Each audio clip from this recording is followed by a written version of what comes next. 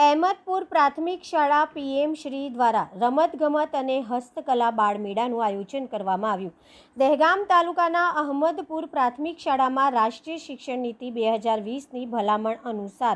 કલા ક્વિઝ, રમતગમત અને વ્યાવસાયિક હસ્તકલા સંવર્ધનની પ્રવૃત્તિ માટે બાલવાટિકાથી ધોરણ 5ના બાળમેળાનું આયોજન કરવામાં આવેલ હતું, જેમાં માટીકામ, છાપકામ, કાતરકામ, બાળવાર્તા, ચિટકકામ, ચિત્રકામ, ગળીકામ, રંગપૂરણી, કાગળકામ, બાળ રમતો, પઝલ્સ, હાસ્ય દરબાર, ગીત સંગીત, અભિનય, વેસ્ટમાંથી બેસ્ટ, સાદા પ્રયોગો, મહેંદી સ્પર્ધા જેવી પ્રવૃત્તિઓ કરાવવામાં આવી હતી,